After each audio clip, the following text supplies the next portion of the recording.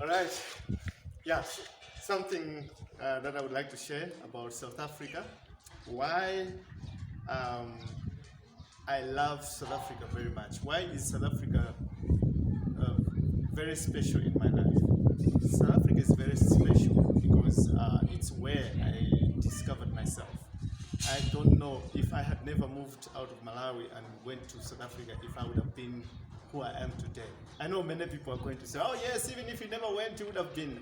That's not true. Most of the times I sit down and I think about myself and think where I would have been if I never made the decision to go to South Africa. I think if I never made a decision to go to South Africa, I wouldn't have discovered myself. I don't know how I would have managed to pull myself from where I was, from the bottomless pit to be where I am today. I don't know where I would have gotten the guts, the confidence that I have today, where it would have come from.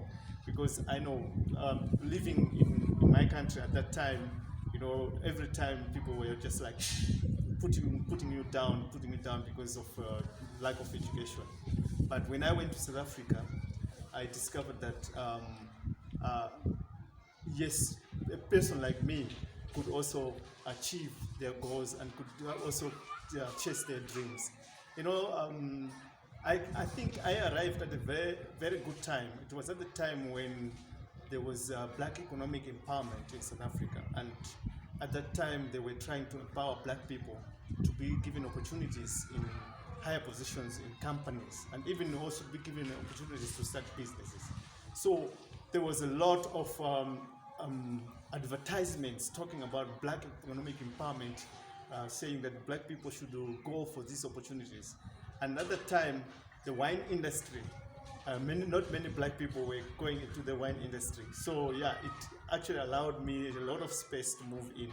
But even before the wine industry, I also managed to land myself in Sun International, and worked at Grand West Casino as a supervisor, slots floor supervisor, and eventually I got promoted to a shift manager. That I was running a casino in Kimberley. So yeah, during the evenings, night shift, I would be running the casino myself. It was a very good experience, and I learned a lot. I learned a lot about how to manage people, how to deal with customers, how to resolve conflicts. Because whenever there was a conflict in the casino, I would be the one to impose sanctions for the conflict, do the investigation and impose sanctions. So yeah, South Africa actually opened a lot of my doors, and it made me to discover who I am, my potential.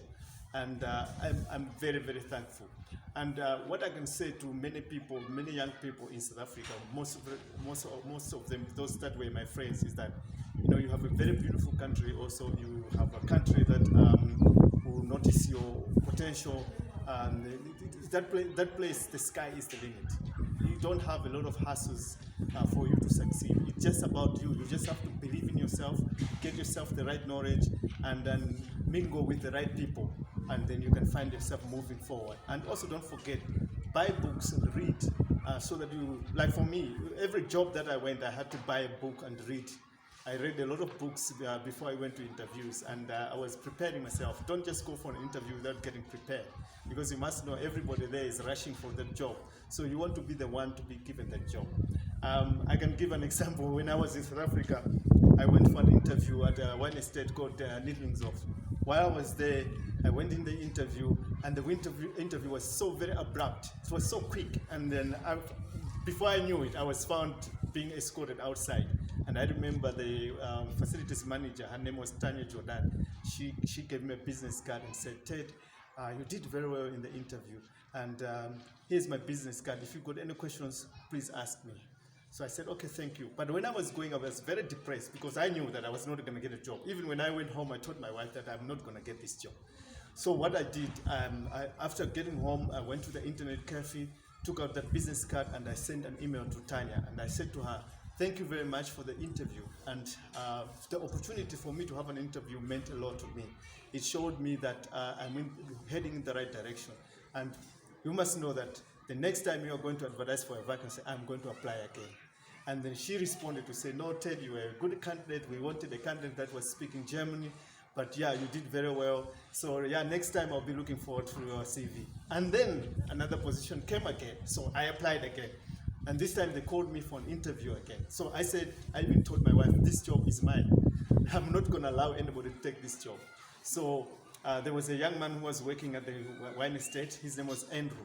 So we asked Andrew to bring me a bottle for this wine estate. So he brought me a Sauvignon Blanc from Nittlingshof.